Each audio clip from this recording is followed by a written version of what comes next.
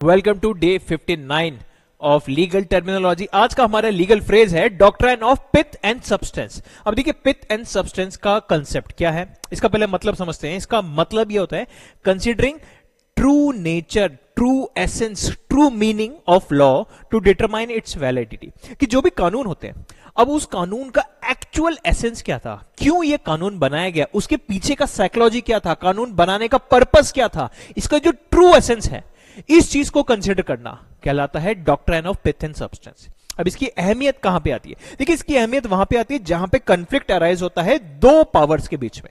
Government है, state government से central government है। अब इन दोनों के बीच में अगर किसी इश्यू को लेके, किसी आर्टिकल को लेके, किसी लॉ को लेके अगर कंफ्लिक्ट अराइज हो गया, तो वहां पे कंफ्लिक्ट को रिजॉल्व करने के लिए ये legal principle doctrine of pith and substance का यूज किया जाता है।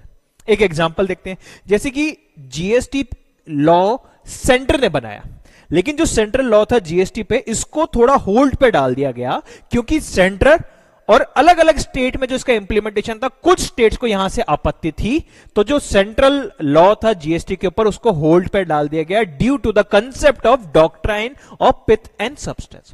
एक और एग्जांपल देखते हैं, जैसे कि आपको पता है कि अल्कोहल पे अलग अलग स्टेट्स में अलग अलग टैक्सेस हैं, ठीक है, किसी स्टेट में कम है, किसी में ज्यादा, इसीलिए अल्कोहल कहीं पे सस्ती, कहीं पे महंगी है। अगर सेंट्रल गवर्नमेंट ये डिसाइड करे कि हमारे देश में अल्कोहल ही नहीं बिकेगी, कि इंडिया में बिल्कुल पूरे इंडिया में दारू बैन। अब ऑल्दो अल्कोहल किसका टॉपिक था? स्टेट सब्जेक्ट था।